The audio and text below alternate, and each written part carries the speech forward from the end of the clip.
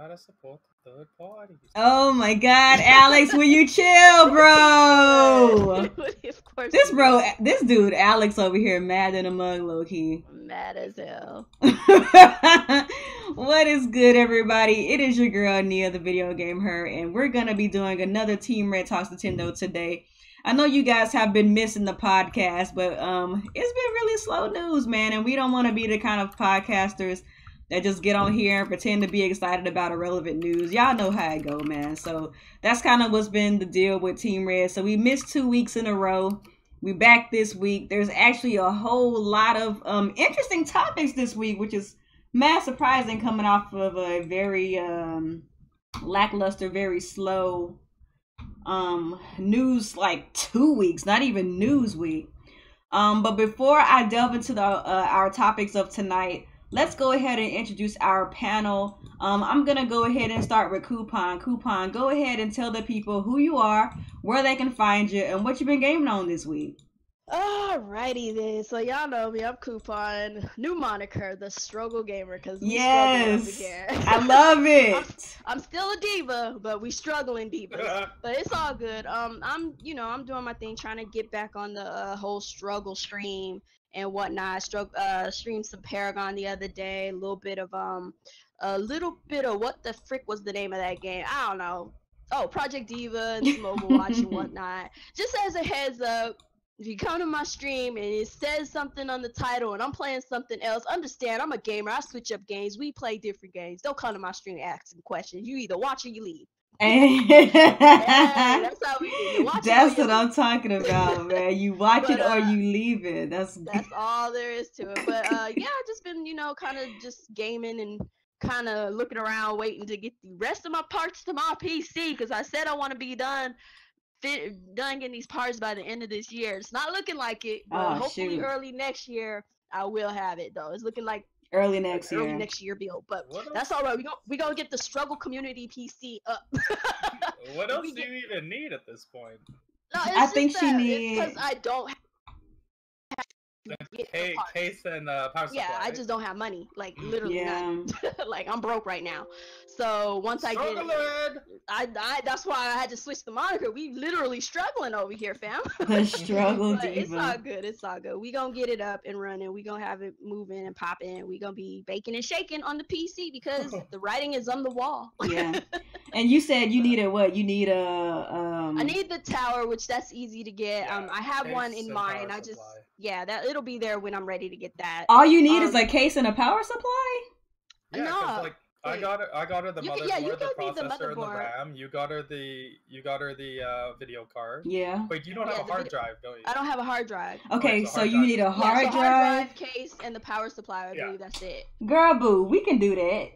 So you need a hard drive, a case, and a power supply. Yeah, like I said, the case is easy enough for me to get. It's just hard drive and power supply right now, and I can't drop any kind of cash right now. Well, let me tell you what. Now that your girl is working full time, okay, I'm feeling like a soccer baller. You feel me? So give me time. Give me time, okay, to get my money up, and I promise I will help you. At least because a case ain't nothing, a hard drive ain't nothing, a power supply ain't nothing, boo. We got you. And I do appreciate all the expensive stuff is already gone. Yeah, the expensive stuff is out the way. This stuff ain't nothing, man. That's my homies looking out for me. They gave me the expensive stuff that they weren't using. So shout out to both of y'all and Digital because he also threw some stuff at me. Appreciate you. So just as a disclaimer, I got babysitting my little niece, so you might hear her scream and holler because she a little cranky right now. So that's what's up. Don't worry, it's all good. Shout outs to her. All right, Alex, why don't you go ahead and and just to give a disclaimer, Alex is not feeling well. He didn't caught like Ebola or something, so he's gonna probably be not as talkative tonight. So got the refugee sickness. So, I got Xbox refugee syndrome. Oh, we know somebody who got that for real though, low key. Right, but anyway. Alright, what's going on, everyone? Active Sin here. We're back finally 2 weeks later with another episode of Team Red Talks Nintendo. You know, I got that Xbox virus right now, but we're gonna keep it going. We're gonna keep it moving. This is too much. this week, what have I been playing? I finished Uncharted Lost Legacy, which is like the standalone DLC for Uncharted 4. Amazing game. Is it better than Uncharted 4? It is leaps and bounds better. That's crazy. I heard that it's better. So funny. I gotta get that though. So much better than Uncharted 4. I was playing Mario Rabbids Kingdom Battle. I got up to World 4, and honestly, I just stopped playing because I wasn't having fun. I like the humor of the game. I like the aesthetics. I'm just not feeling the gameplay. It's just not for me. But if you like those kind of games, it is good. Like, it is solid for those kind of games. But it's just not for me. But like, if I was more into that style of game, I definitely would have finished it. But I got up to World 4, which I think there's 5 worlds, but whatever. And now I started Horizon yesterday, Horizon Zero Dawn, so I'll be playing that this week. That's what's up. That's what's up. This child is rolling off the bed. Oh, and since we're talking about PCs, I just built my fiance's brand new PC, and I named it Blue Eyes White Panda. I'm still done. I'm still done. And he even has a freaking Kung Fu Panda freaking pop figure inside of the freaking thing. Of course. Because I'm of the belief that even if you don't want to spend too much on your computer, it still needs to look good. I mean, that ain't nothing wrong with that. Ain't nothing wrong with that, man. I don't want to look at an ugly box, otherwise I'd have an Xbox. Bang, bang. Oh my god, this guy. Well, so, you guys already know me. It's your girl, Nia, the video game her. And for me, as far as what I've been playing for the last 2 weeks, I really haven't been that active. Because, you guys know, usually I do at least stream. But I've been trying to get accustomed to my new schedule at work. So when I get home, I'm like mad tired. And I have to go to sleep earlier and wake up earlier. My day just starts a lot earlier now. So I really haven't had a chance to actually show you guys what I've been playing. But except for here recently, actually. Here recently, I've actually been playing a whole lot of Dauntless. My friend, Digital Man, shout out to Digital Man. You finally checked it out after I didn't check it. I told you about it. I was like, it looks good. No, I've been following Dauntless, but I didn't have access to it yet. Gotcha. Right now, they're in closed beta. Yeah, because they're in beta still. Yeah, and my homie, bastard. Yeah, I know, right? But my homie Digital Man, shout out to Digital Man, hooked me up with a code for Dauntless. And I have been playing literally like the closed beta went open on the 1st. Homie gave me the code like that day. I was on it that whole day. I pretty much been on it this whole week. Y'all can say it's a fake Monster Hunter all you want. It is, but it's fun as hell, just like Monster Hunter. I love it. Like when people say, oh, it's a Monster Hunter-esque game. No, this game is pretty much Monster Hunter if it was an MMO. Like it's amazing. It's like Paladins. It's basically like Paladins. Because you know like how Paladins is similar to Overwatch, but it has more MOBA elements. Dauntless is the same thing. Dauntless is like Monster Hunter, but it has more MMO elements. And that blend of MMO style gameplay and setup mixed with Monster Hunter, like this is the game of my dreams. But you're still gonna drop it like hot garbage when Monster Hunter Worlds comes out, right? I mean, I'm probably gonna play both because I don't know. Okay, I do have a question. Are we getting Monster Hunter Worlds on PC, all of us? I don't know if y'all are, but I'm getting it regardless. Oh well, it was fun. Because I was planning on getting it anyway, but I just want to know, if y'all was going to or not. I know you getting it on PC, so that's cool. I'm getting it on PC as well. Might as well, since it's 30 FPS on console. But then again, but then again, maybe Sony will do crossplay because only exclusive games get crossplay. We'll probably get crossplay with Xbox. I don't know. It depends on how generous Capcom is. Cause I mean, maybe. Well, that's what Sony's in. They don't like doing crossplay unless it's an exclusive game to their system. That's what I'm saying. Because I mean, okay, worst case, well, not even worst case scenario, but probably what's gonna happen. Monster Hunter World is gonna come out on PC, PlayStation, and Xbox, right? So probably what's gonna happen is PCs probably, if Capcom, Capcom, they kind of take the lazy way out sometimes. Like you don't even know this is gonna happen.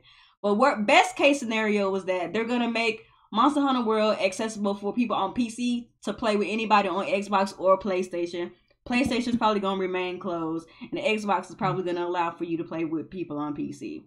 It don't matter because either way, I already know what platform I'm getting it on. But I would love to be able to play this with my console friends because some of y'all don't want to ascend yet. You know what? That's cool. I know where I'm getting it. That's all right. It takes a struggling diva to ascend first, and then the masses will follow her. It's all good. But anyway, so I've been going super hard on Dauntless, and if I feel like what this game does better than Monster Hunter, in my opinion, since it's an MMO, it automatically has a way better lobby than Monster Hunter. So like, it's really easy to sync up with people and create a party with randos and just go and just kill stuff. Do your thing. Yeah, it's amazing. But before I was you don't have to download an app on your phone? Oh my god, no. Stop. We're not gonna do this. Are you sure? We're not doing this. And somebody in the chat says, so basically Dauntless is Monster Hunter without the Capcom taint. It's like, dang, that's messed up. Pretty much, yeah, but, just take the Capcom out of it. That's not, like, really, Capcom, like, as far as Capcom is concerned, Monster Hunter is literally the only game I play from them now. It's crazy. Really? Oh, because, yeah, they don't make Mega Man anymore. Right. And we haven't seen a Devil May Cry in years. Yeah. And I'm almost scared to see what they would come up with if they even brought him back. That's crazy. Because, you know, we might get that emo mofo again. I don't think we'll get the emo Dante again. I'm pretty sure. The only reason I say we would get him again is because that's how stupid Capcom is. They don't listen to they fan user base, whatever. They don't care. They just want to do what they want to do. Because we got a 3DS port of a Monster Hunter game, and it's only available in Japan. I love Capcom, guys. I love Capcom is amazing, so I'm gonna go buy Street Fighter. They're incredible. Like, twice, right? You know what? Hey, let's go get Street Fighter 5. They got new characters. To celebrate Capcom and not bringing the games over to North America, you know what we should do? Go spend $40 on Street Fighter. Because, you know, they got waifu bait now. That's what you gotta do. Not. They got waifu bait now, so like a whole bunch of people are returning to Street Fighter just to play this new character Manaya, and then they're like, "Oh, okay, she's cute. I'm leaving again," and they go back to KOF or whatever else they were playing. Those other fighting games that are super Japanese with all the waifus. Yeah, they're like, yeah, because they only came back for the new waifu in Street Fighter 5 right now, which is Manat, the Egyptian chick. Is that a waifu fighter game? That waifu fighter game's coming to Switch, right? The Senkura. I think so. I don't know how to say it. I don't know how to say it either. I don't think the fighting game is coming. Because I saw some waifu game that was listed for Switch. I know that Senkura game or whatever you call it we're not gonna be getting like the fighting style games. We're gonna be getting that weird like touchy feely game where they were doing like the water balloons. Yeah, I know that one because that perv wants to put the HD Rumble shit in there. Yeah. To give you boob physics. I don't know about the other ones though. I swear I saw more. Get back on topic. Let's either way, Drunkish will get them all, so it's fine. Reel it in. But before I was hooked on Dauntless, I was playing a lot of Splatoon. Splatoon 2 Salmon Run. So that phased out as soon as Dauntless was in my hands. But let's go ahead and move on so we can further this because y'all know I have these early days now, so I want to try to move along. I cannot game and talk. What? What are you talking about? They're asking if you're gonna show gameplay. Not right now. I'm not. You're right. I cannot game and talk at all. I cannot. Alex in this chat talking mess anyway. I know, right? Freaking Alex, man. Hey, he asked. I just answered. That's all. I mean, he right though. I mean, shoot, what you gonna do? But so let's go ahead and go into these topics for today. So our first topic is gonna be about Nintendo actually losing a lawsuit. Oh, hey, baby. She mad about it. Made a baby cry. She is mad about it. She said what? She said what? That's hilarious. Wow. So Nintendo actually lost a lawsuit. I think we may have talked about this on the last Team Red about the lawsuit against them with what was that? It was that company, Game Vice. Game Vice or something like that. Some accessory maker. Yeah. Something about was it the screen or something? I forget. Something to do with the detachable. They said they ripped off the Switch. Oh, the controller again. Because you know, like they make a product to where they made. Yeah. They used to had a patent or concept for the being able docking to of the detach, controller. for being able to attach their device to your tablets or your phone or whatever. And I remember when we talked about that, we were saying there's no way that Nintendo's gonna lose. This is stupid. This is crazy. Right. But here we are.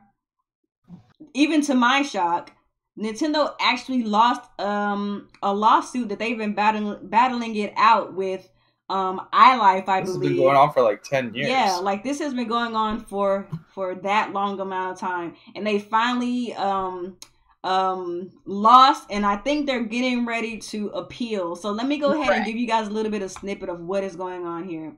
So I'm reading this from Nintendo Life, and it says Nintendo ordered to pay $10 million following a patent lawsuit loss. And the subheading is Nintendo confirms intent to appeal. So they do plan on appealing this lawsuit. So for another 10 years. Oh my god. Let it go. It's crazy. So the article goes on to say the technology behind the Wii went through plenty of patent lawsuits, with Nintendo winning the majority of reported cases. Though a looming loss of Philips back in 2014 led to the signing of a global patent license agreement that was related to motion technology in the Wiimote. And now Nintendo has lost in an early step of a dispute with a company called iLife. As reported by Glixel, a court in Dallas, Texas, awarded iLife $10 million for violation of the accelerometer technology and Wii remotes. Legal firm Monk Wilson Mandala issued a statement following the decision, and I quote, "Since 2013, Monk Wilson Mandala has represented iLife. Today's verdict is the result of our commitment to excellence and an outstanding team effort." The article continues to say, though the end result is far below $144 million value on the original claim, Nintendo has stated that it will appeal the decision. And then there's a quote here from the source. On August 31st, 2017, a jury in Texas found that certain Wii and Wii U video game systems and software and bundles infringed a patent belonging to iLife Technologies Incorporated related to detecting if a person has fallen down. The jury awarded iLife $10 million in damages.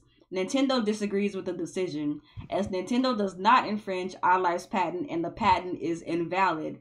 Nintendo looks forward to raising those issues with the district court and with the Court of Appeals. So to those of you guys who do not know what iLife is, it is a quality of life company. They make quality of life services.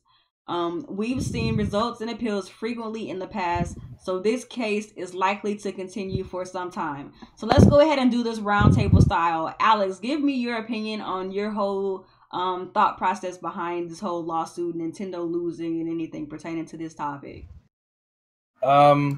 It's pretty shocking because Nintendo usually wins these kind of lawsuits. But usually they're from patent trolls, which are companies that don't actually make anything. They just buy a bunch of patents and try to sue companies. It's still crazy to actually see them lose this, especially after a 10-year battle. Yeah. Was it worth $10 million? Who knows? Maybe they spent that much just in lawyer fees by this point. Like, it's pretty shocking. Like, it kind of bodes poorly for the future because there's a lot of stuff. A lot of people are going to come for the Switch, and a lot more people are going to come for the Wii after this because now they see they can win. Mm-hmm. So, like, we'll talk a little more about that a little later. But as far as this goes, I'm just shocked. I didn't think they'd lose this because they generally win all these kind of patent things. The technology, I guess, is similar, but they're used in very different ways because Nintendo's using it for video games. These guys use it in hospitals or something, right? Yeah. Yeah, It's crazy. Like, it's very crazy. I don't see the point of really attacking them, like going after Nintendo for this. I guess it was just to make a quick buck, but it took 10 years, so I just don't. Still doesn't seem like it was worth it. If I can recall correctly, somebody let me know if I'm wrong or not. iLife makes the same technology that's similar into those what are those things called? The life alert things. Yeah. So it can detect if somebody's falling down and needs assistance. You know what I mean? Oh, like when the old lady in the commercial. Yeah, I'm falling down and I can't get up. Down, life alert, like that thing. I think if I can recall correctly, they make devices like that. So I believe that uses what similar. Motion tracking to know when the person falls down. Is that what it is? I think so. It's like it's kind of like monitors like the motion, and if like somebody, if like an elderly or something is in their home by themselves and they like fall down or something. You're gonna get a bunch of weirdos coming out of the woodwork, going claiming that they have some kind of motion. They're gonna go after HD Rumble, saying they made this patent for anime dolls or some shit or some crap like that, and it's like come out of the woodwork. I don't know, and in it even says that like before this thing went through, it was like they don't have the same, they're not using the technology the same, and it's different technology. Like with the Wiimote, it was just sensor. It's a sensor to sensor type of thing. It monitors the movement of the sensor in the Wii to the sensor on your, that you have, the little bar, as opposed to actually monitoring the movement of the person. It doesn't monitor your movements. It monitors the movement you make in the sensor of the Wii remote to the little sensor bar. And so that's why it was confusing why they would think it's the same technology. It is literally different. Exactly. And I think which is why they're appealing. Like where did this lawsuit go through? Because like if you want to get technical, I would say Microsoft's freaking their Kinect is more closer to what the iLife people were using, because it monitors your full body. It sees who you are and it monitors your movements that way. Exactly. But still, those are two technically different things for the same fact that one is being used to monitor an elderly or some kind of sickly person, and if they fall or something happens, it can also, I think it can also detect something, their rhythms or something, in their heart rhythms or something like that. Yeah, it can. Yeah, I think it can detect stuff like that. Whereas the Wii remote cannot detect if someone had a heart attack and fell down. Yeah. It's not going to detect that. Okay, so this was in a court in Texas. Yeah. Yeah. In Dallas. Okay, so I can see why they are appealing it. So hopefully the appeal goes through. But probably going to appeal this to a more I don't want to say credible, but my thing is like, I think the iLife people spent more money on the whole lawsuit itself, and then they're only getting the 10 million for it. It's like, was it really worth it for the 10 years it took to get that? Yeah. My main concern with this whole lawsuit is not even the fact that they're asking for this money. It's just it's more people coming out of the woodworks. Yeah, but it's like you said, like you guys both said. More people coming out of the woodworks and trying to do the same thing. And if they do win, then that discredits Nintendo as a company and the products that they make. Like, it's really more of a blemish on their image than it is on their image. It's like, oh, Nintendo's stealing technology now. No, they've never been like that. So why would that be a thing now out of the clear blue? Because people see something, and it's essentially his bottom line. The company saw that they were using some kind of motion sensing technology. They wanted it. They were like, hey, they're infringing on our patent. And it's like, no, it's being used in two different ways. The technology is completely different. But, I don't know, maybe the judge was whacking the head and it was like, well, yeah, it's technically the same thing. Let's give it to him or something. Probably somebody who doesn't know anything about tech. But let's go ahead and move on. It's crazy because, like, it's just completely up to, like, a random judge. And then, if he doesn't know much about technology, then he's just going to say whatever. It's just, he's like, well, it looks like the same to me, whatever. Right. So let's go ahead and move on to our next topic. Yeah. Let's go ahead and move on to our next topic. I don't want to spend too much time on this because we do have to move through this. Really, really sad case, man. Hopefully Nintendo pulls through. And hopefully if they don't pull through, it doesn't really hurt them too much in the long run. Yeah. So we'll just kind of see how that goes, I suppose. So the next thing we're going to be talking about is the Nindies showcase that happened on the 30th of August. Why can't I think of the month for a second? So I'm going to go ahead and do a quick run through of all of the games that they announced. And then we're going to do roundtable style if any of these games interested us at all. So they talked about Golf Story, Wolverblade, SteamWorld Dig 2, which will all be coming out in September. SteamWorld Dig is coming out in September? What? Okay, anyway, sorry. October, Yono and the Celestial Elephants. For a holiday release, we have Poly Bridge, 9 Parchments, Battle Chef Brigade, and Floor Kids. For fall, we have Earth Atlantis, Sausage Sports Club, Dimension Drive, Super Beat Sports. For winter, we have Morphe's Law, Dragon Marked for Death, Mom Hid My Game.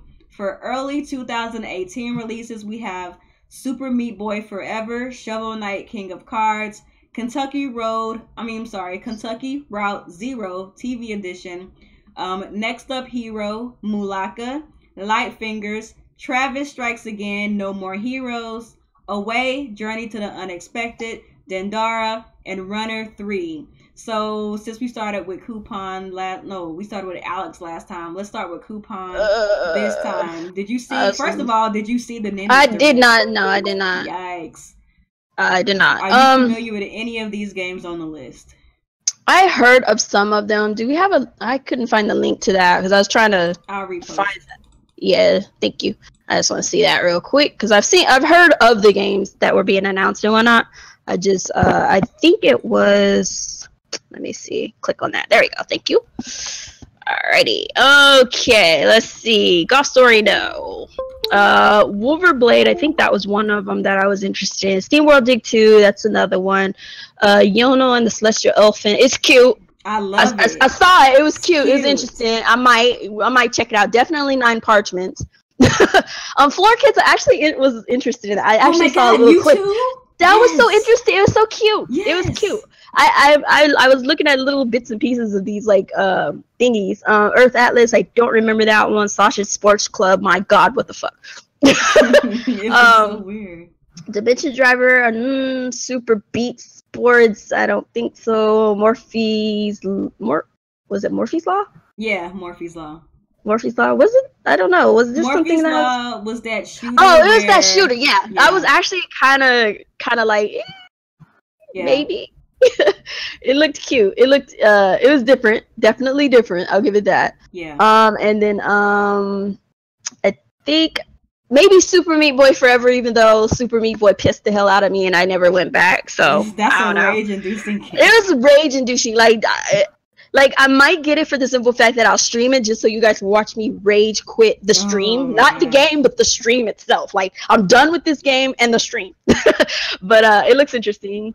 The Kentucky Route Zero, it was interesting how they presented it, but I don't know what. Yeah, I know, right? I don't know what it's about. I don't know what it is. You know what I'm saying? So apparently they're giving you all of it, so that's good at least. Next Up Hero, I don't know, not sure. And pretty much Dendara, I think I was checking that out. Yes. And then definitely Travis Strikes Again, No More Heroes. Like how many times I've been screaming about this game from like back in the day to now. Like we've constantly been talking about No More Heroes 3 of some sort, some No More Heroes. So holy freaking hell, I'm happy. We're gonna talk more about this Travis Strikes Again, so don't go too deep into it. That's why I just said that. So definitely holy freaking hell. But that's pretty much it for me as far as my interest. Everything else I'll just have to wait and see. What about you, Alex? There was some good stuff in here. A lot of garbage, but Golf Story looks alright. Wolverblade, that looks really cool. I'll be getting that one for sure. SteamWorld Dig 2, I didn't like the first one. Oh, come on. The Yono Elephant game, that looks pretty fun. Polybread, that's some cell phone garbage. 9 Parchments, yes, I want that game. Yeah, definitely. Battle Chef Brigade, that actually looks pretty good. It's so weird. It's so weird. There's so many different types of games melded into one. I'm feeling it. I think it's gonna be good. Yeah. Floor Kids, sorry guys, this game looks like shit. I don't know what looks like. It's a rhythm game, so that's all that matters to me. Yeah. That's all that matters to me. Y'all know my rhythm games. Let me see what else is here. Earth Atlantis. I don't remember that one. I'm just watching the video now. It's like a submarine game. That game that reminds me of. It's like in Game Boy Color. It reminds me of that Gunman Clive game. I remember now. Yeah, it's kind of like Gunman Clive animation. It looks alright. Yeah. Sausage Sports Club, no. Dimension Drive. Let me see the video real quick. I don't know if I remember that one. I don't remember. There were so many games they showed. It's kind of like R-Type, the old those old jet games. Oh, okay. This actually looks pretty good. Kind of like the what do you call that? Space Invaders type of style. Yeah, that kind. Yeah. I remember now. No, I don't care about sports games. Morphe's Law actually looks really freaking cool. If you guys don't know what Morphe's Law is, it's a shooter where your guys look like luchadors, and when you shoot the enemy, you grow smaller and they grow. No, wait, you grow larger and they grow smaller, which kind of balances out. Yeah, you're taking body mass from them and making yourself larger, making yourself a larger target.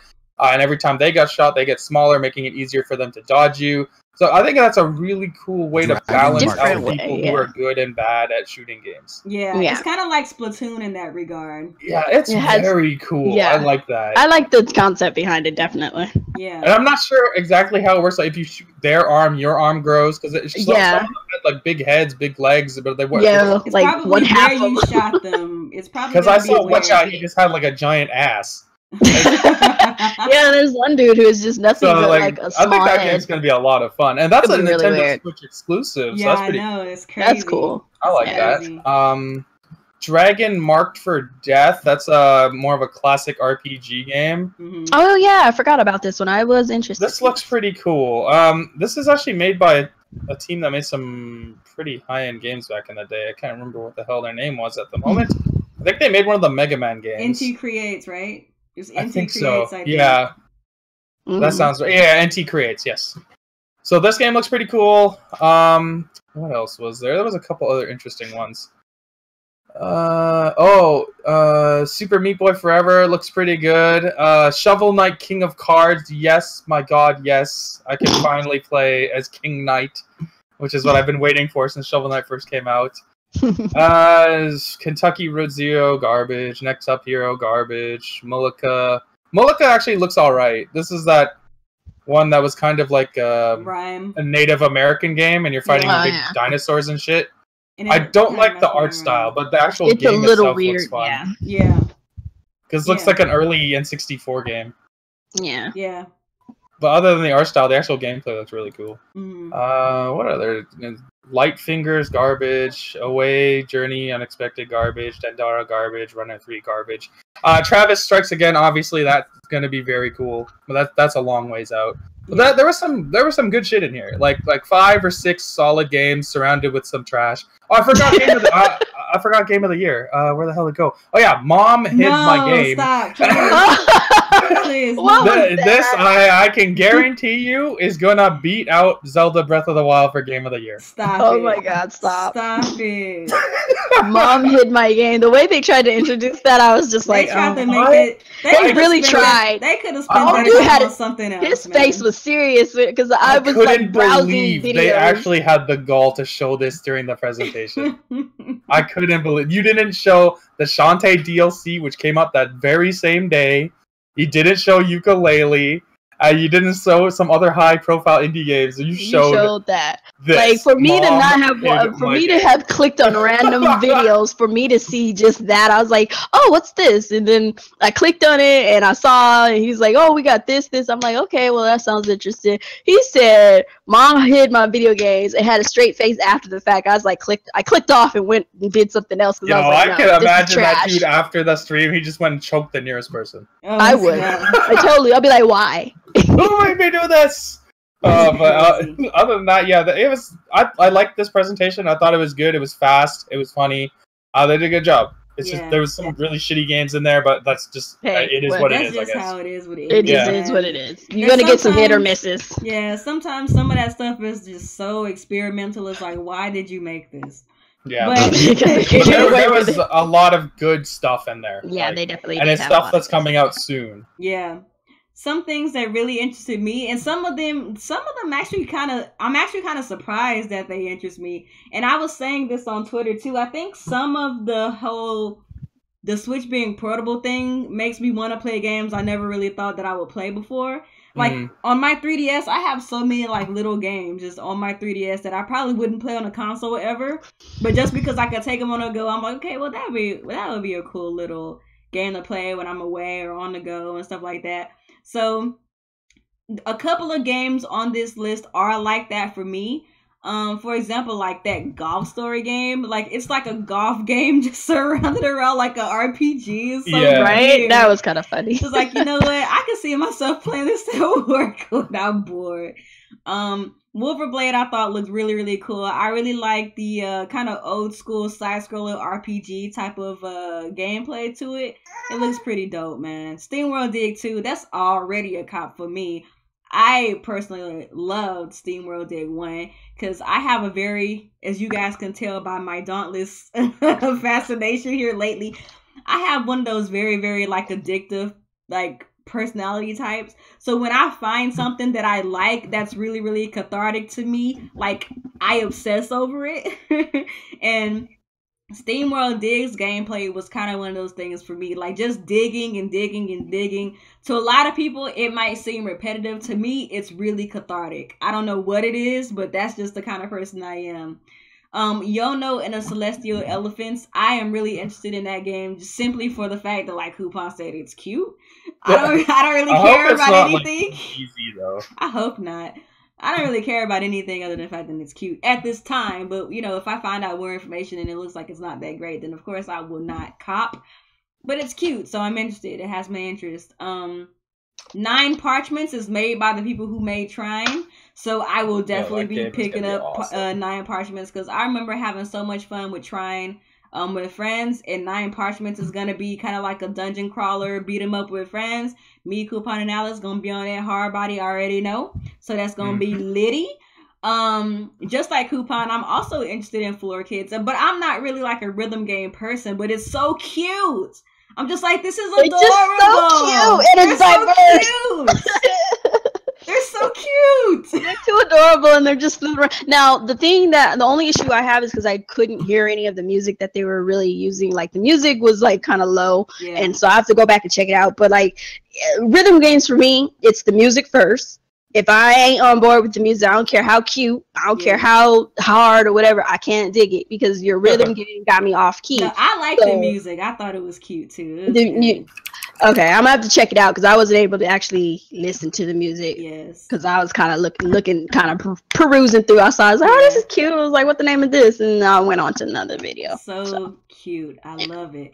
Another game that really interested me was Morphe's Law. To those of you guys who follow my channel and you watch me hard body, you really know, like right now, my jam is multiplayer games, and a lot of games that I play have some kind of a shooter aspect.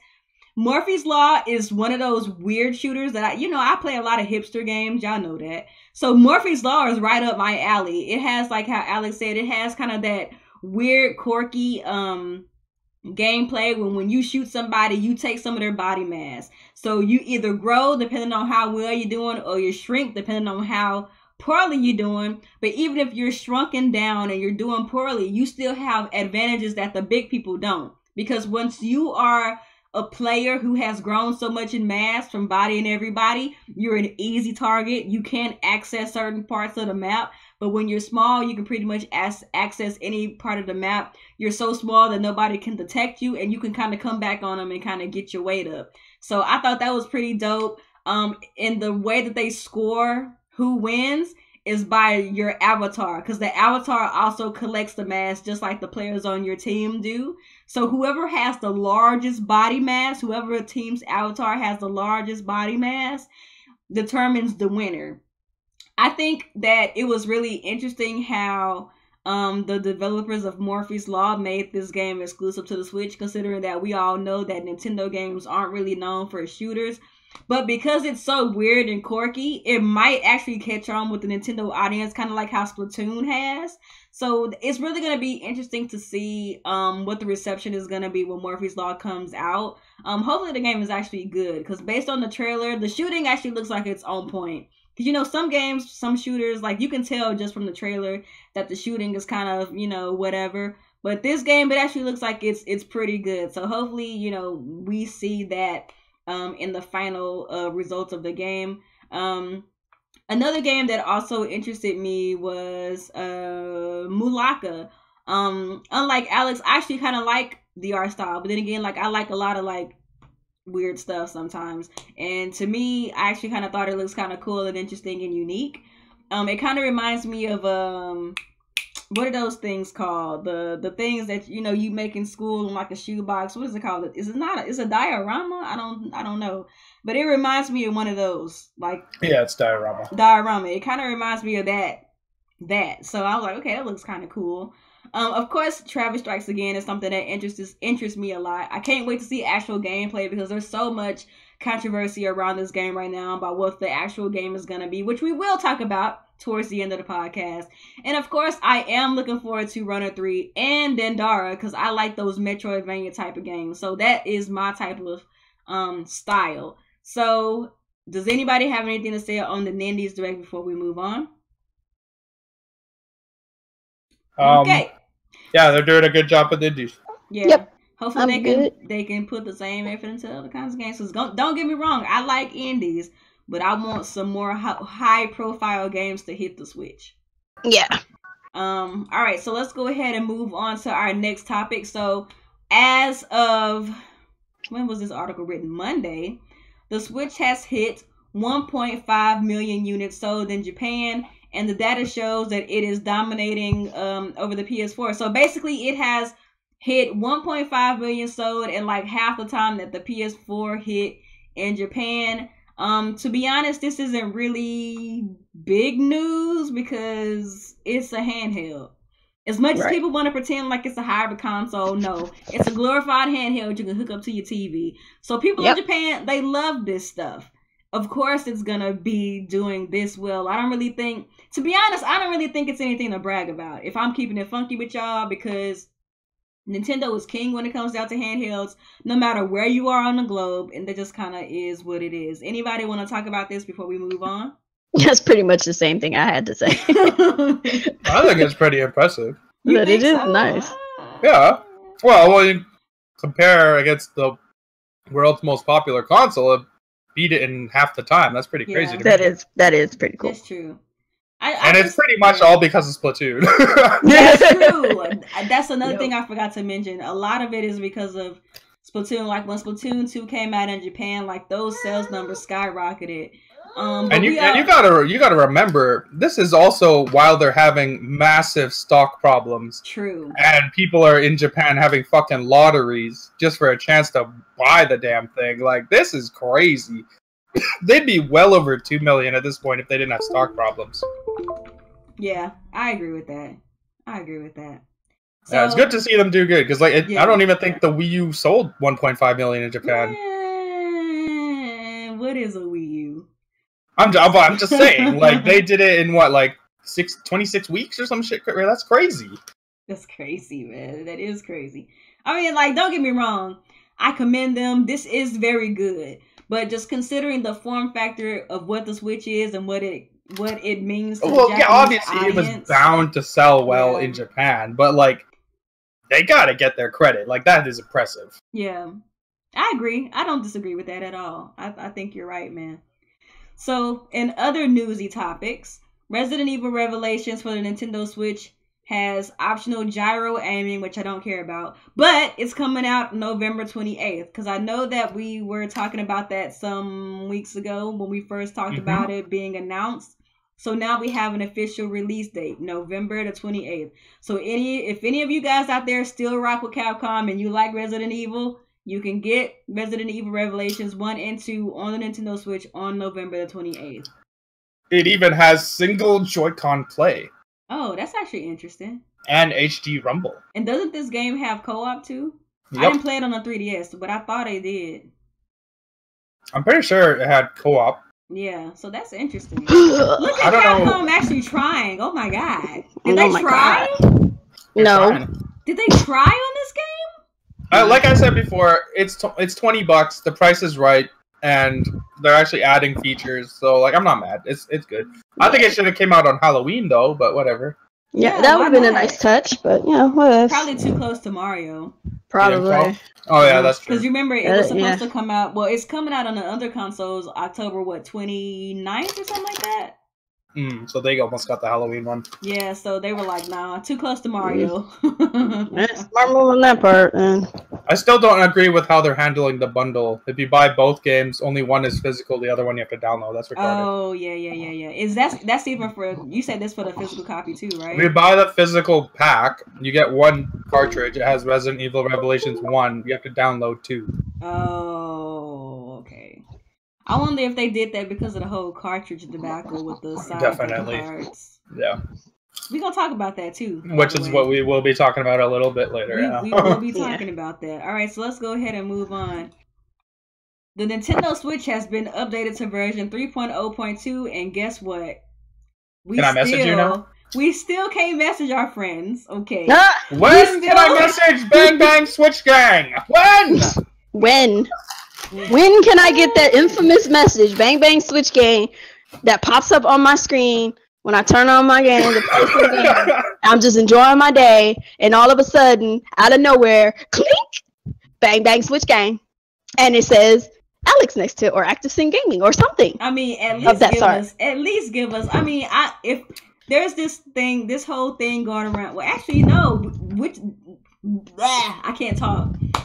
There was a report last week that said I don't think we talked about this.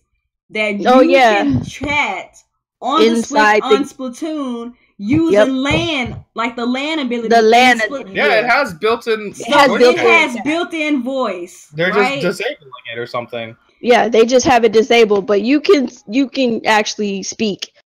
The damn thing can let you do it. Like, they have the capability. They just turned it off for whatever. You know, when I saw that shit, I was just like, okay. I was like, okay, for real. I just saw that, shook my head, and just didn't even want to read it. I was just like, my Switch was like I was just looking at my Switch. And I was like, I mean, do we chuck these things out the window because you're pissing us off? Stop it, Nintendo. It's not necessary. Turn the dang on Switch on, literally, and let us do what we're supposed to do. Like everybody else is already doing it. I think they're gonna enable it because like nobody's using their app. I'm so glad for that. Their app is nobody. I'm so happy people were just bullshitting about wanting to use the app because like they used it to check it out. 17% people are using it. Like nobody wants it. Nobody wants some it. Weirdos out here saying it's the greatest shit ever. Like, well, whatever. They can have it. I am so happy Nintendo fans actually didn't conform to this nonsense. Yeah, I'm so glad that they see that and they look and see. Oh, okay. Because I think that's why they had that. Yes, because like if we're going to be paying for online, right? And this online app is supposed to be a central part of the online process, and they see that nobody is interested in the app, what you think they going to do now that money is on the line? They have to unlock it. So I think it was smart. It was smart on their part to have the backup plan, but they should have just went with the backup plan. Because like even though some supposed tech experts think that the Switch will blow up if you use voice chat natively. Or have Netflix and stuff like that. But clearly it's capable because, as we all know, unless you live under a rock, the Nintendo Switch is nothing more than an NVIDIA Shield with some controllers on the side. Exactly. That is all. That is it. So I mean, the NVIDIA Shield is an amazing product, but Nintendo made it even better. So all the things the Shield can do, the Switch can do once Nintendo allows it. So let me go ahead and tell them real quick what the version 3.0.2 adds. So it adds added online play in Hey, we'll get to that. Just wait, friends. Just wait, okay? We getting there, so you can roast them after we get there. So Nintendo Switch Online Play will be added in Argentina, Brazil, Chile, Colombia, and Peru. This is currently available for free until the paid service launches in 2018. So it's the same, as all the other regions, but now these South American countries have access to it. And listen for it, Alex. Wait. General system stability improvements. I am like a psychic or something. Stability. I didn't even know we had an update, but yet I knew what was in the update. Stability. It's always stability. Stability. It's always stability. Hey, baby, guess what we got for the Switch? Stability. She Gaga. she smiles and looks back at her screen. She don't care. Just like we don't care. Can we get some themes? Can we get all sorts of stuff? Like, can we just get other things now? Stability. So as you can tell by the reception of us, we are not pleased with this system update. What? This is not even an update. They didn't do anything. They didn't do nothing. So these dudes in Argentina and Brazil, so now they can now play online. Go online before? Like that sucks. That's wild. This thing has been out for over 6 months now. And they only just now get online? Like, I would be mad about that. And then they'll only get online for free until next year. And in Brazil, it costs like, they have a heck of a lot. 100% import tax or some crazy shit like that. It's crazy. Yeah, there ain't nobody over there about to be playing online too much, I guess. Yeah, because I remember the Wii U was like $800 out there. Yeah, it was crazy. They have to pay so much money for things. Imagine you buy your Switch, you spend $800, you take it home, and you gotta wait 6 months to go online. Boy, let me tell you. Oh my god. So to those of you guys in the chat, just know that this is what we're considering updates now. Let's expect more of Nintendo and get this stuff rolling. Because don't get me wrong, as much as I love my Switch, I do want to hit up Kuuppon and Alex and say #SwitchGang. I'm just saying. Yeah. I mean, want that. Just once, I just wanted to be like, it's the struggle's for real, for real. That's crazy. I just want to send some. No, but like for real, the games are good. I love the Switch, but as far as features go, it is a fucking train wreck. It's a joke, man. It's a joke. It's a literal joke. The thing can't do anything other than play games. That's crazy. So, I mean, hey, you good up there with the gaming section and everything else. You're going to have to wait quite a while. That's crazy. Which is fine. I have other avenues of getting that, but it would be nice to have an all-in-one. At least they got the games done correctly. Yeah, they did the games. Yeah, I think that's the reason why people ain't really tripping low-key. They tripping too much. Yeah, they did the games, because if the games were trash. Deal. The reason it was so irritating on the Wii U is because like they were doing the same shit, but on top of having droughts. Exactly. Right. So it's like no games. At plus least with the Switch, like we're getting good games, like one exclusive every month for the rest of the year, and a lot of indie stuff in between. So it's not as big a deal, but like I still want to see my YouTube and Netflix and all that shit. Exactly. That's my on-the-go stuff. So if I take my Switch with me, I can watch a little bit of Netflix sometimes. Yes. So let's go ahead and move on to our next topic, and it's actually going to be one that interests me, and it's from My Nintendo News, and this is just basically them reiterating what Nintendo was talking with Rolling Stone about. Rolling Stone did an interview with Nintendo, and the title of this article is Nintendo Explains Nintendo's Tailor-Made Gameplay and Splatoon 2's Map Rotation. And they also talked a little bit about why they decided to do the limited run with Salmon Run. So the article goes as follows. Rolling Stone recently got to interview Jordan Amaro, a game designer at Nintendo's flagship studio in Kyoto. And Amaro shed some light on why Nintendo sometimes restricts us on how we get to play with their games. Amaro was one of the game designers behind the immensely popular Splatoon 2 on Nintendo Switch, and when asked why we don't get to choose when we play Salmon Run, he had this to say. With Splatoon 2, there definitely are people who want to know why they can't play the Salmon Run mode all the time. Amaro answers, I'm not allowed to speak on it because I'm not the game director. What I can say, and what I think can be said, is that there are lots of reasons. You have to trust us that if you could play Salmon Run online anytime, that would result in a worse experience for you and everybody. Why? When speaking about the thinking behind the rotation of levels, Amaro touched on the culture in Japan as one of the main factors behind their reasoning.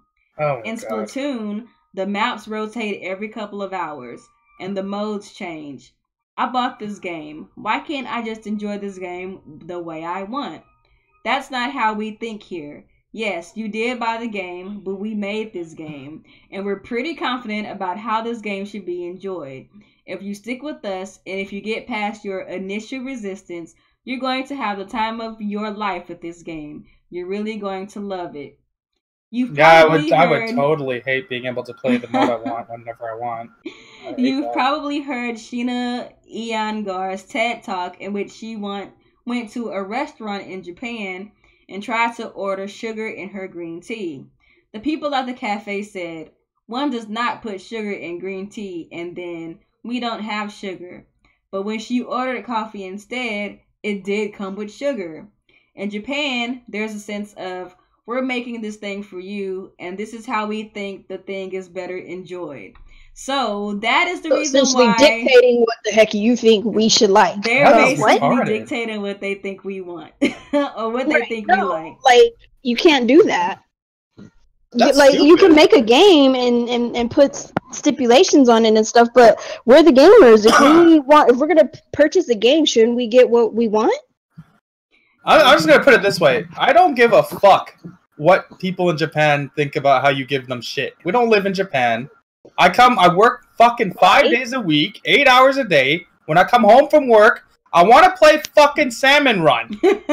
Right? I don't want to have to turn on my game and look at the stupid doors closed and not have to wait till the next day. That's fucking dumb. That's stupid. It's like it's essentially, to me, is like, okay, I want to come home and play some Salmon Run. Oh, well, Salmon Run doesn't run until tomorrow. So you mean to tell me I gotta play other modes I'm not really too interested in and wait for the mode I really want to play? So I paid for a game where I have to wait various times throughout various different days to play, as opposed to, there's more games. I'm like, I get it. There's other parts of the game. I get that, but I want to play what I want to play.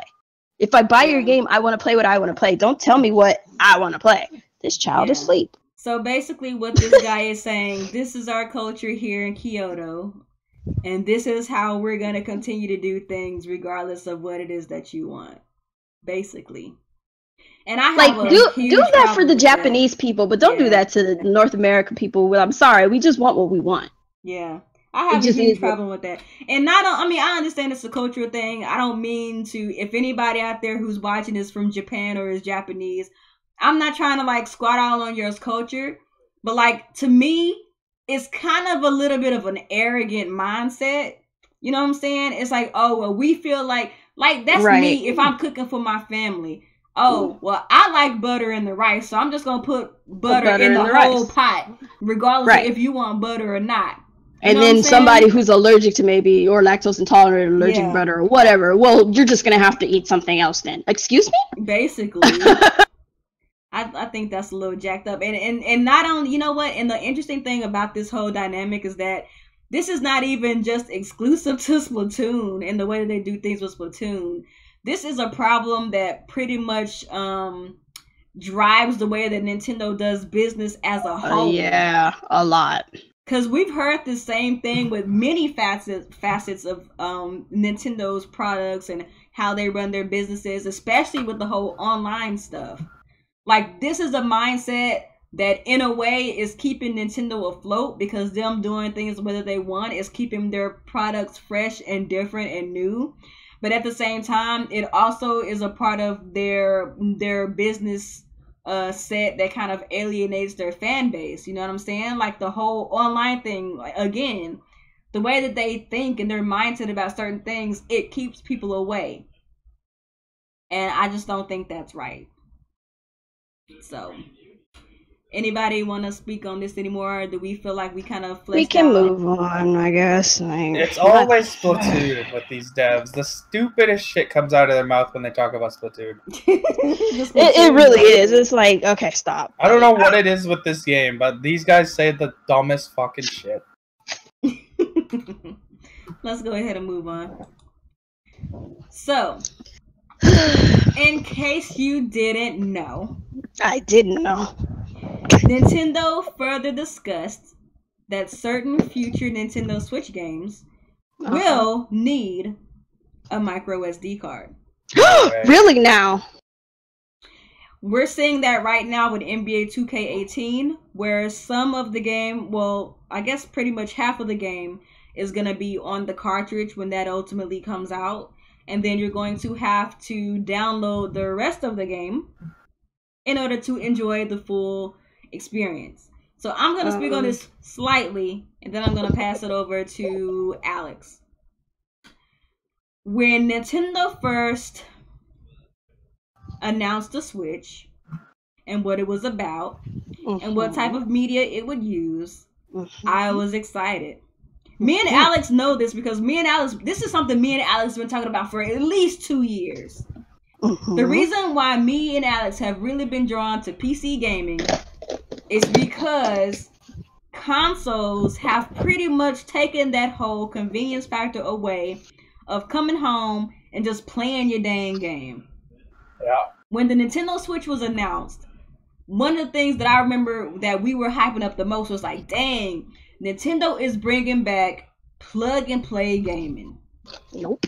But one thing that we thought that the industry would be able to hurdle over, which we still seems like we haven't hurdled over, is the fact that even though cartridges are not as expensive as they were during the Nintendo 64 game, for days, developers are still not ready to fully go in and support cartridge-based gaming or proprietary source for storing your games because it's more expensive than what people are using now, which is basically Blu-ray discs, right?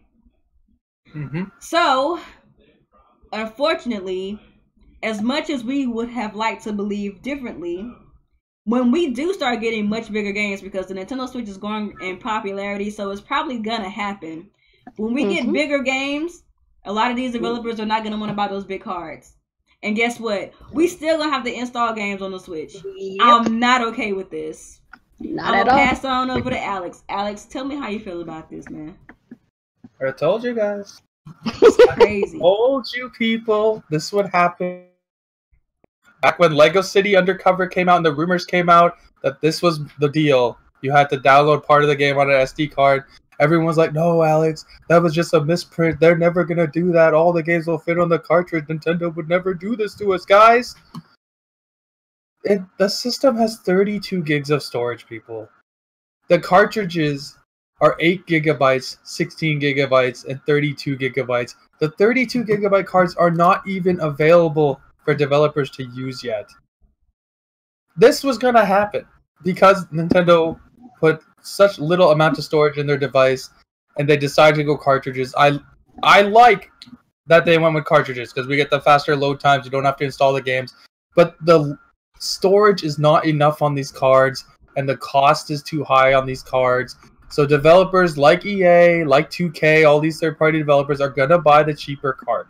They're going to buy the 8 gigabyte card. They're going to buy the 16 gigabyte card and then offload the rest of the game onto download. So you need to buy an SD card. This is something I knew going into the Switch. This is something I've been saying is going to happen. People just don't want to believe it for whatever reason. They just live in a delusional world, I guess. But go buy an SD card because even if you're going physical only, you're going to have to download games unless you only want to play indies and Nintendo only games. Then you're okay, because those don't take up much room. Yeah. But if you want to play any sort of third-party games, you're going to need an SD card no matter what, even if you're going physical, because we saw this officially confirmed with NBA 2K. It's like 25 gigs, so a portion of that will be on the cartridge, the rest you have to download. Yeah. And it is what it is. Like, Nintendo did not find a way to make these cartridges cheap enough for the developers where it's on par with Blu-ray price. They're not going to take the hit on it, and Nintendo's not going to cover the cost for them, so they're going to do the cheaper route, and that's what we have to do. That's really unfortunate because I was really hoping that Nintendo would find a way to kind of get these carts selling to these developers at a decent enough price to where we wouldn't have to go through this. Right, because now the Switch has lost one of its biggest advantages, which is popping your cartridges and playing. Exactly. Yeah. Because now you have to download games to your SD card, and who knows how long that takes. That'll be faster than a Blu-ray disc to a hard drive like an Xbox and PS4. But you're no longer going to get that instant pop in and play. Apparently, if you don't have an SD card and you pop in your game, you can play a portion of NBA. Like, I don't know what portion, but you can play a portion. So I don't know how this is going to go. This is it's pretty strange. think somebody's gonna actually read the box and be like, "Oh, I need a memory card now." They're just gonna, some casual guy's gonna buy the game. They're gonna pop it in their Switch and be like, "Oh, this game only comes with this mode. That's stupid." And then they're gonna try and return it. But it sucks. Like that. This reality sucks because like that was one of the coolest things about the Switch. Now you're gonna have to start downloading content onto your SD card, which will take extra time. I love just popping in a cartridge and starting playing like immediately. That shit is awesome to me. Yeah. And that was always one of the biggest advantages of consoles. Yeah, I'm not too thrilled about that. I'm hoping that as time passes, that maybe the card prices go down. I'm really hoping that, because I would like to continue having that vision of what Nintendo had for the Switch. True. Yeah. I don't know. This never was any like, kind if this is the future, what is the point of buying the cartridge? You might as well be digital only. Yeah. Yeah. Like, because you just have half of the cartridge and then you have half the game on digital, and it's like, what? So like, this ain't no new stuff to me. I would hope not to any of us. It wasn't nothing new, and we saw it coming. It's just sad that you gotta get half and half of the game on cartridge and half of the game downloaded. We know like the developers are not gonna compress their games. Yeah, they're not. They don't do it for PlayStation. They don't do it for Xbox. They don't do it for PC. They don't compress their games. Yeah, so they're just like really big. Like games are hitting 100 gig now. Yep. Yeah. It's like, I don't know. I don't know if there's ways that they could totally do things that would be more beneficial to them, us, and money conscious and all that stuff. But like, there's a lot of laziness as far as like with developers these days. They just want to get the games out there as fast as possible, and they want to get the money, and they want to coop the money for it. So the fastest way of doing it is getting the cheaper cartridge.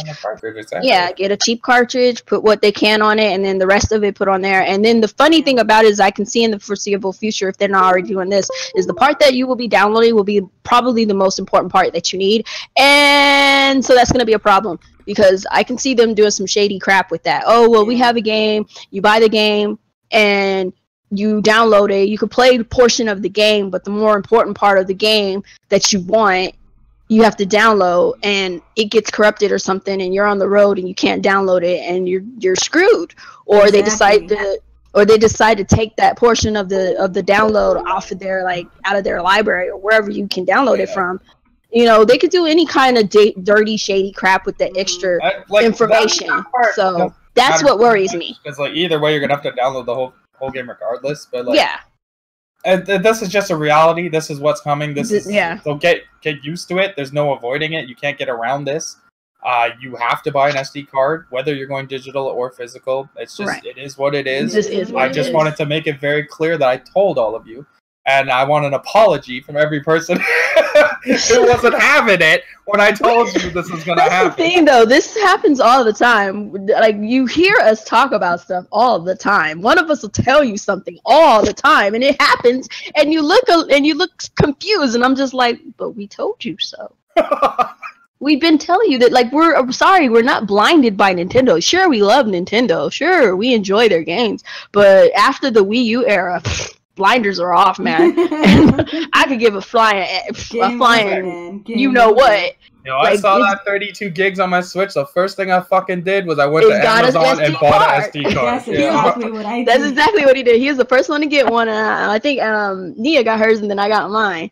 Because I was holding off. I was like, fuck, I gotta get a card because I see it happening. Because then I found out after I had already downloaded Breath of the Wild on my game that I can't move the save file to the freaking SD card, so it's stuck on the freaking system. So if I want to save the file on the SD card, I have to start a freaking new file, meaning starting over on the game. So if I lose any information on that system, like I did with freaking Xenoblade Chronicles X, I'm screwed. Girl. Oh, well, I think that to close on this particular topic, I think one thing that we can all agree on is that as awesome as the Switch is, they definitely screwed the pooch with online, and they also screwed the pooch with storage on this SD stuff. Yeah. So. Like even the way that they handled storage, even outside of the whole only having so many gigabytes of a card available to the developers to work on.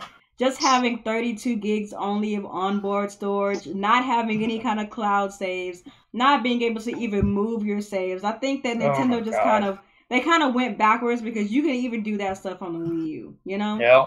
Can't the 3DS do that shit too? The 3DS can do it too. Yeah. So they definitely went backwards in regards. Oh yeah, thank you for reminding me, Tony. You guys can run out and spend $250 to get a 400 gig micro SD card. It just got announced. So if you want to spend 90% of the Switch's cost on memory, you can go ahead and do that. Which is crazy. That's crazy to me, man. All right. So expensive. So moving on. The Pokemon company talks about the Nintendo Switch, and they have some very interesting things to say. So here's the article. I'm reading this now from My Nintendo News. Tsunekazu Ishihara, Jesus. Chief Executive. I'm sorry, I can't pronounce his name. I have to break it down. Tsunekazu. Yeah, Tsunekazu Ishihara. Chief Executive Officer of Tokyo-based Pokemon has explained that they have been having fun discussing ideas for Pokemon on a Nintendo Switch. Speaking to Bloomberg, Ishihara said that the company sees it as a chance to create more impressive Pokemon with the technology provided to them. Here's what he says. With the Switch, we see it as a chance to create Pokemon that goes deeper and with a higher level of expression. As a result, that makes it an extremely important platform. Right now, we're using 7 to 8 inch screens, but on a high-def TV, you can express a whole different world with high graphics and sound. Until now, games are made as for one person, but now you can go home and play with everyone. So how do we tackle these themes, and how do we make sure it's not complicated? I can't say that we'll release accessories, but I'd like to think of that possibility. Unlike smartphones, the Switch is not a game device that assumes that there's constant network connectivity. So from our experience, it's really not that different from DS or 3DS in terms of connectivity. So basically what they're saying is working on the Switch is going to be a little bit different for them because of the high fidelity and high quality of sound, and how they have to kind of not really rethink how they make Pokemon, but just kind of be mindful of how now, instead of on a 3DS, which is a more personalized experience for gaming, this would now be an experience that you can also play on your TV. So, Alex, as the Pokemon person, how do you feel about what these people have to say? I just want them to shut up and make my game. I don't care what they have to say. I just want them to make it. I want it to be a real Pokemon game, not some bullshit spinoff. Oh, shit. And I want it to be the best Pokemon game ever made. That's all. Do you think that there's gonna be pressure? Do you think there's gonna be any challenges and hurdles since now they have to make a bigger game? Because I mean, it's easy to make a 3DS game. It's a small small game. I think it's gonna be the largest scale Pokemon game we've ever seen. Yeah. I would imagine like they could even potentially build all the regions into this one game. Yeah, that would be sick. Yeah, it could be pretty. The only thing that's different is that they have to worry about people that are primarily going to play it on their TV. Yeah. So they're going to have to focus a lot on graphics. Yeah. Which is obviously something they don't need to do on 3DS because that screen is so tiny and 40 feet ugly, disgusting screen. But now they got 720p, so that's cool. Even if it was 720p on the TV, that's okay, I think. Yeah, I think people will be okay with that. Yeah, because like it's gonna be a cartoony art style anyways. It's Pokemon, so I don't think the resolution helps that much regardless. I just want it to be a nice, big, open world Pokemon game, like nice story, a lot of good battling. I'm excited. This is what I've been wanting for like 2 decades. Like, I want my Pokemon game on my TV. And being able to take it on the go with me, just a bonus. This might be my first Pokemon, to be honest. Because, you know, I'm not really that much of a portable person, so maybe the possibility of being able to play it on my TV might make me think twice about actually buying a Pokemon this time. So, who knows? Kuuppon, any thoughts before we move on? Pretty much the same thing. Like, I mean, it's gonna have a cartoon style. I mean, kind of like Secret of Mana-esque type of deals and how they did on there. So it shouldn't be too bad for them to set something up. Just make it bigger, You know, add all the Pokemon that you can, I guess. Make the story great and pull in new crowds. You can get somebody like myself who's never played a Pokemon game before to be interested in it if you do a decent job. That's all I ask for. Like, do something good with it. As long as it has the sky's the limit. Just go for it. As long as it has like a huge world, that might even interest me even more. Like, dang, look at this big world. I have to explore all of this. So that could be really, really interesting. So let's go ahead and talk about our last real topic before we go to our discussion topic, which is going to include all of you. Third parties on Nintendo. Stop. Alex has no. I'm gonna need you to stop. He has none. He has like no chill. Like, we should know this by now. So earlier we talked a little bit about Travis Strikes Again when we were talking about the Nindies, and we are going to end with this as our last topic. So this is another interview with Suda51. I'm reading this right now from mynintendonews.com, and the article goes as follows. If Travis Strikes Again is successful, Suda51 definitely wants to make No More Heroes 3. So confirmation, Travis Strikes Again is not No More Heroes 3. So if you didn't know, now you know. Well, really? Now we know. I didn't know. I didn't know because I could have sworn we were on 3 and they just gave it a different name. I thought this was going to be basically 3. It's not 3. So is it like a reimagining? It's I think it's like it's basically, from what I was gathering when I was watching it, it's basically taking place in a different dimension from what No More Heroes is. Yeah. So that's why it's not 3. So it has nothing to do with the other games. It sounds like it's probably gonna be like the Majora's Mask for Zelda. It's like Travis isn't fighting the guild. And that's why he's like in Shovel Knight and shit. Yeah, he's doing other stuff. So it's not a sequel, my friends. So here's the article. Suda51 was recently interviewed by Video Game Choo Choo. What? Video Game Choo Choo. That's interesting. In the interview, Suda51 revealed some interesting information about a potential third No More Heroes installment. If Travis Strikes Again is successful, then the odds of No More Heroes 3 become very high. Here's what Suda15 had to say. And this is the interviewee asking. How exactly does this tie into No More Heroes 2? Obviously, a lot of time has passed and Travis' situation has changed a lot. But you just said it's not quite a direct sequel. Will Travis Strikes Again address what's been going on with Travis since the events of No More Heroes 2? Or will this be more of a self-contained story? This is what Suda51 had to say. Well, again, it's not a direct sequel to No More Heroes 2. Though they are directly related and take place in the same universe. Travis Strikes Again, No More Heroes takes place 7 years after the events of No More Heroes 2. As you've probably noticed, it's Travis Strikes Again, No More Heroes. So No More Heroes is more of a subtitle. There's not a number. So it is in the same universe. It's in the same universe, but it's not a direct sequel. Okay. This isn't a direct sequel, and it's not No More Heroes 3. But it does address some of the things that happen in No More Heroes 1 and 2. While it's sort of a continuation of that stuff, it is not a direct sequel, so partially because it's a spinoff. No More Heroes 2.8? Yeah, it's more like a spinoff. Because No More Heroes is about one assassin against other assassins, and this isn't like that.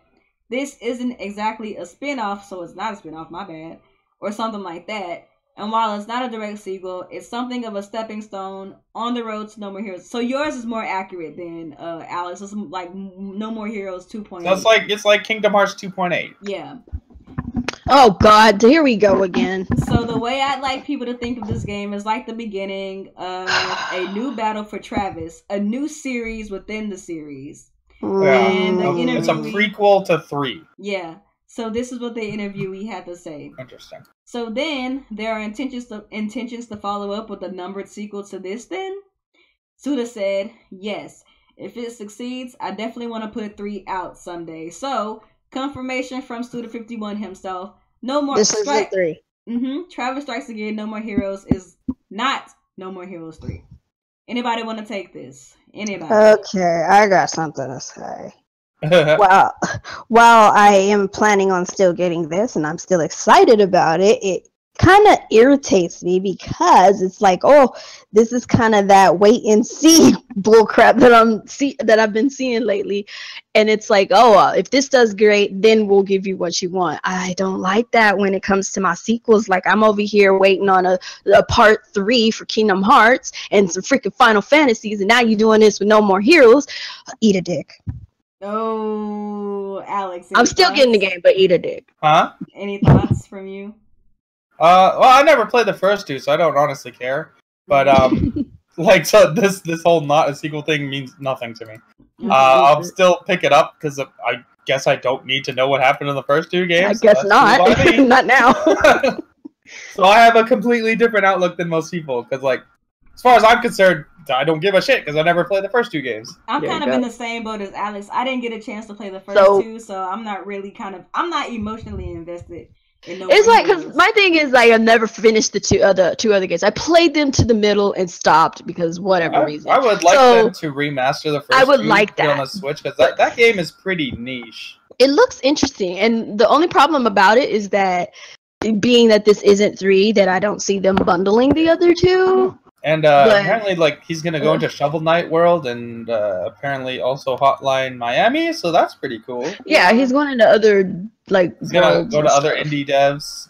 I hope we maybe get a Shantae World in there. Oh shit. Yeah, that'd be nice. But I mean, I'm still gonna get the game. It still looks, it still interests me. It's still great that he's doing some kind of a No More Heroes. 2-3 years out, anyways. Yeah, and then that means No More Heroes 3. Even if this does do good, No More Heroes 3 is like 5, 6, 7, 8 thousand years later. Get excited. So it's like whatever. Like 2 or 3 years away. Like when it's like 2 or 3 years out, I don't care. So it's like, okay, so coming out soon to worry about shit that's 2 years away. Right. So it's a cool concept. Hopefully it does well and we do get a 3, but until then I don't really care. It's just kind of a dick move though. As far as the whole him saying that if Travis Strikes Again is successful, then he'll make a 3. I don't really think it's more of a wait and see.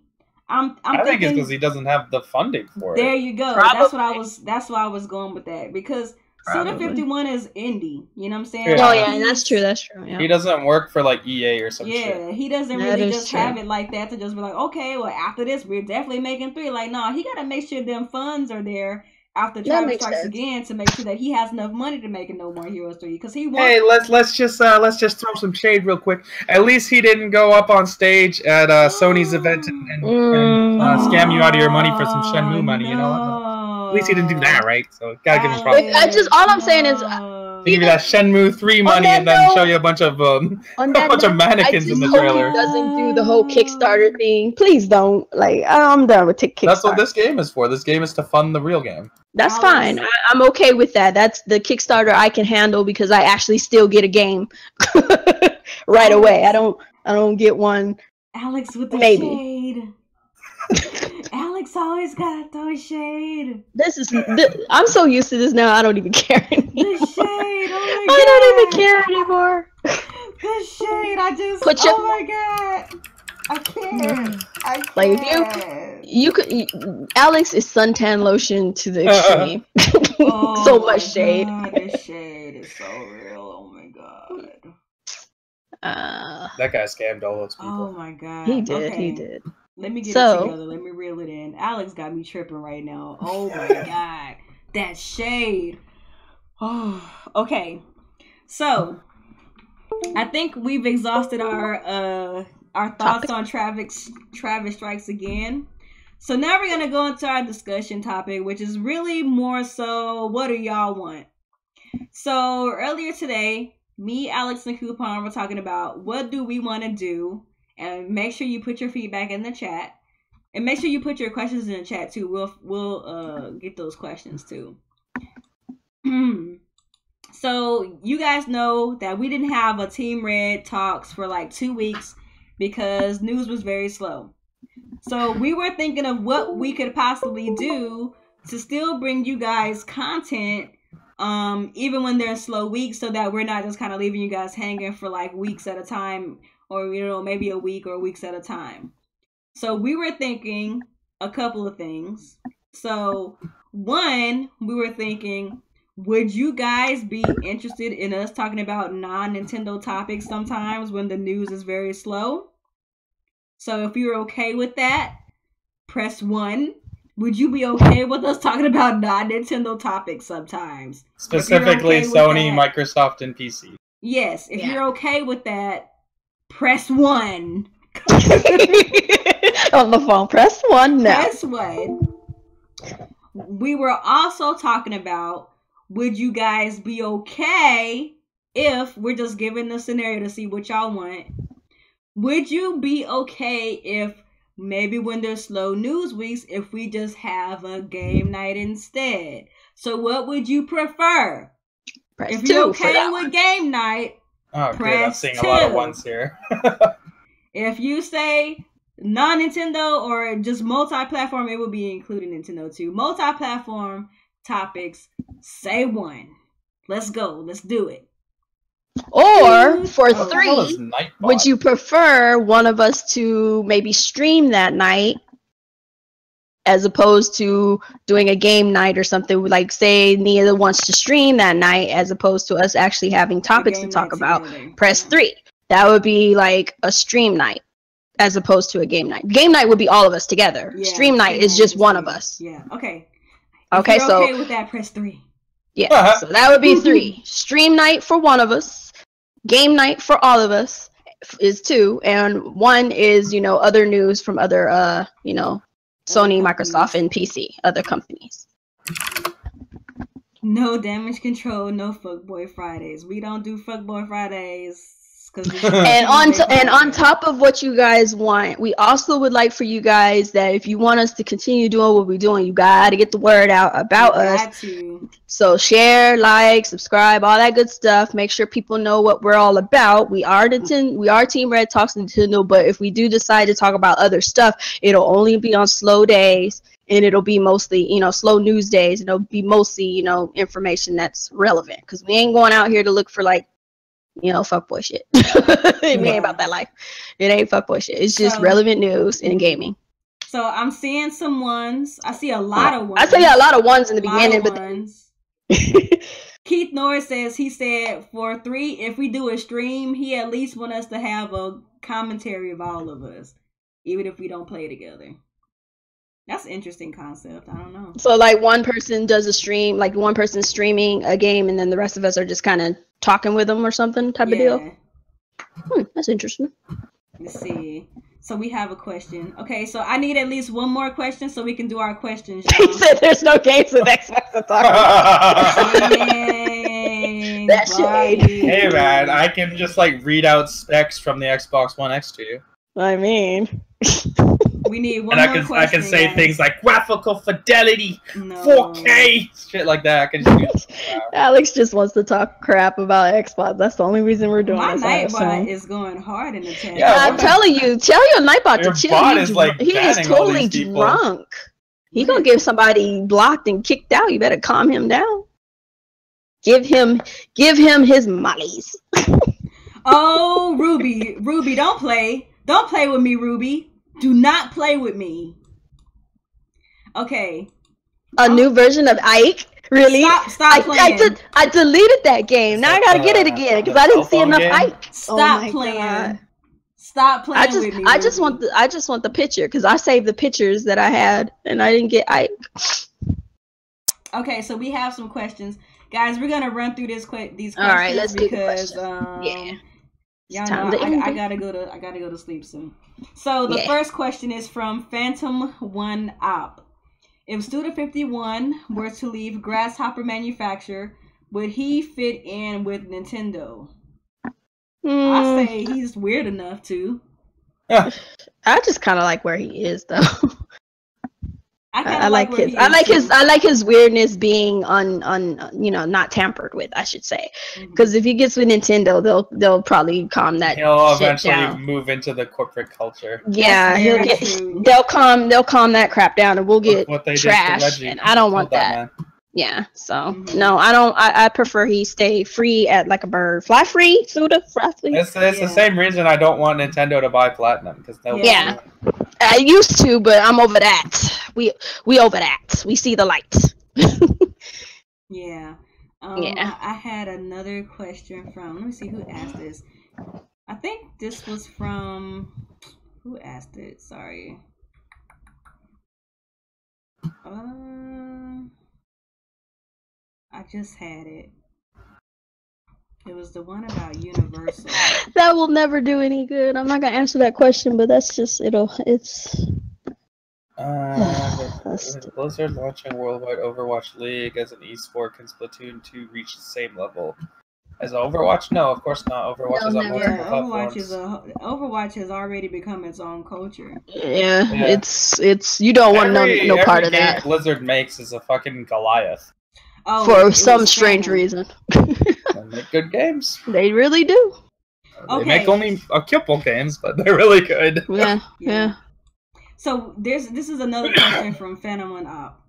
If Nintendo were to do a joint venture with Universal, would it be game development studio or a film? Oh, that's a great question. I would imagine it'd be a film studio. I would hope it'd be Universal film. doesn't make games. I mean, Universal doesn't make games, but I think what he's asking is, do you think that they would allow Nintendo to use one of their properties to make a game? Yo, Nintendo doesn't give a fuck about Jurassic Park or like a. But Nintendo, I don't think Nintendo would take on other people's stuff. I think they would rather just make. They're too prideful for that. Yeah, but they would totally. It would be interesting. I'll make more rides for them in movies. Yeah. I think they would hands down work with Universal for a movie though. For a movie, like definitely for a movie. Yeah, they would definitely do the movie. But I don't see it the other way around. We already know they want to get into movies. Anyway. Yeah, they do. They already. And they're already partnered with them for roller coasters and shit. So why not? Okay, I'm gonna take one more question, guys. One more question. Ike has his father's axe and he's buff. Mario Kart Madness is not dead. We just been kind of low key busy. Like my schedule just changed, and I've been like mad tired. We just can't get her. Me personally, I'm on my struggle shit, and Alex has just been sick. I'm not gonna lie, I've just been low key tired. Like I just started streaming games again. We might have to reschedule those like Mario Mondays stuff that somehow. Might have to happen. Okay, so I'm gonna take my last question from Tony Kaname Curon. I can finally say your name. He says, which sports game is gonna dominate the Switch? FIFA 18 or NBA 2K18? Well, I hope that both of them catch on, even though FIFA. I really do. I don't know. It might be FIFA because. FIFA fanatics, my God. FIFA fanatics they be on that game for years and years and years. We'll see. I would prefer NBA to do better because they're actually putting in the effort. True. But, they really are. FIFA is FIFA, and FIFA is a beast. But I would like for them both to do well, simply because if they both do well, then it can they get both the word have out. An advantage. Like FIFA's actually 60 FPS. But somehow NBA is only 30. Yeah, but I think FIFA has all the. I was just gonna say I think it's because like 2K knows that sports heads don't care about that stuff, man. They care about a pretty game. They just want it to look good. They want it to look good so people can say, "Oh, look, we have it on the Nintendo Switch too, and it looks good." I think that's at least it has the content. That's where they get the pass. But like. That 30 FPS thing on a sports game to me is just terrible. I don't think it really matters too much in a sports game. Maybe, but I don't know. Like, what you said is true. Like, casual people who play these sports games, they don't even know. They won't notice it, Nor do they care. But I'm pretty sure they would notice a whole fucking story mode missing. Exactly. That's something they would notice. I mean, that don't take FPSs at all. Yes. So, but I think you're missing the sleeping giant here, and that's RBI baseball. Can you not? I think that didn't they come out today? I think so. I saw Sean did a video about it. Man, Sean will play anything, man. Right. That dude will literally play anything. Well, at least he does it so we don't have to. I'm glad for him. Thank you so much. So we don't have to. Exactly. He's doing a public service. He's doing the Lord's work. Not all heroes wear capes. not all heroes working. Sean is out here being Somebody's got to take the freaking bullet. Thank you, Sean. Thank you, Sean. Thank you for doing the Lord's work and taking the bullet. Thank you so much. That's hilarious. Because sometimes you just need somebody to play these obscure, whatever the heck games, and you're just like, I just can't do it. Exactly. So, Sean, we thank you very much. I appreciate him so much. Appreciate it. Taking one for the team. Taking one for all the time. All the team. That's so crazy. Oh my gosh. This dude just said Super Metal Dave looks like Herman Munster. Oh, don't talk about Super Metal Dave like that is so mean. That is mean. I have nothing to say. That's mean. Don't talk about Super Metal Dave like that. Send all your hate to whoever said that. Send all your hate mail to Arfan Ali. There you go. He did it. So we're gonna go ahead and close out this episode of Team Red. Today nowhere near F-Boy hours. Yes. Yes. Today we was started early. Pretty interesting and packed episode, to be honest. Like, quick question, y'all want to go earlier from now on like this, or can we? Do you want to? Can we swing it? Can we? Hey, Alex, what does your schedule look like now? Is your schedule still the same? Mostly. What do your Wednesdays look like, fam? Like this every day, every Wednesday? Yeah, I could be here this time. Are you sure? Probably. Now, I don't want you to miss work for a podcast, fam. We can talk about it, because if we could do it earlier, because I know you can't do it on Tuesday. Did that sound kick out again? Just goes in and out a little bit. Oh, there it is. You're back. Yeah, because I know you can't go earlier on Tuesday, but if we could do Wednesday would be nice. Early, that could be litty for me personally. Yeah, from like 7 our time, and Oh, you want to do Wednesday instead of Tuesday? It's up to you, fam, because you're the one who has the little bit longer days, so it's up to you what works good for you. Because I get up at the same time every day through the week, so. Oh, I see. So you know what? I'll get with you later on that, and we can talk about it. Huh? We can talk about it later. I don't know. We'll let you all guys know like what days we're gonna do Team Red Talks and the times and stuff. So we'll be tweeting that out, getting the word out. So just keep your ear to the ground on that. Nightbot, chill the heck out. I don't know. I'm gonna have to change the settings for just Nightbot. Turn him off. He's doing the most. He doing too much. All right, you guys. Out of control. For real. I gotta take away his mob privileges. So today is what am I saying? That is the end of our show. Yeah, she don't even know. Thank you guys so much for coming through. We got up to 30 people to watch, and that's pretty good considering we've been gone for 2 weeks. So I appreciate all 30 of you guys for coming through. Remember, get the word out. We do this for you guys because we want you to be engaged. We want you to feel like you're a part. If you have not hit that thumbs up, hit that thumbs up right now, fam. Dude, we should see more. We should see 30 thumbs up because there's 30 people up in here. I see 18. It just went up. So we need to get those thumbs up because those thumbs up help us grow. It gets our CEO up, which means that our podcast will show up in the recommended section for more people. Mm-hmm. So make sure you hit that thumbs up every week, man. It helps us. What's with the thumbs down, huh, fam? What happened? They're like, F y'all. 2 of them? Are y'all being funny now? Those better go away. They better go away. Quit being funny. I see 20. We got 1 going up. Hey, shout outs to that 20. Hey, the 2 of y'all that put the 2 thumbs down, stop. Quit playing with us. Put it back. Give us 2 thumbs up now. Everyone that puts a thumbs down is forced to play Xbox for 1 week. Oh. So let's go ahead and do our outros. Also, Nightbot, give us a thumbs up since you're doing the most. Okay. Nightbot's gonna ban you. Yeah. So let's go ahead and start with Kuuppon. Kuuppon, give your outro. Let the people know where they can find you. Give your closing. So just as a heads up, you might see my channel be changed to The Struggle Gamer. I feel don't be alarmed. I feel like she was low key trolling me because it's The Struggle GameHer. It's like, I'm doing it on purpose. I'm literally doing it on purpose. Y'all know that she's the video game her, so I'm doing The Struggle GameHer on purpose. Literally, she knows it. I know it. So we're not going to pretend. But I'm gonna do it anyway. I don't care if you like it or not. I just think it's funny. I think it's hilarious. I'm still amazing. Kuuppon. Don't worry, I'm still Kuuppon. You still call me Kuuppon. None of that's changed. My channel might change to just the video game her.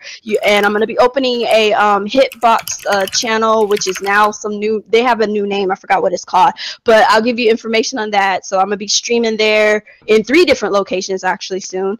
And then I will also be on VidMe, and my VidMe account right now is Kuuppon, but it's also going to change to the Struggle Gamer too. So a lot of things are going to be switching up. You'll see that in the next couple of weeks to months. So don't be alarmed. I'll give information, but and I'll still be playing my games and stuff and streaming and doing what I do. So it is what it is. That's hilarious. Yeah, we got 22 likes. That's what I'm talking about. Get them up there. Hey, we Alex, got more go likes. ahead and give than your viewers. outro.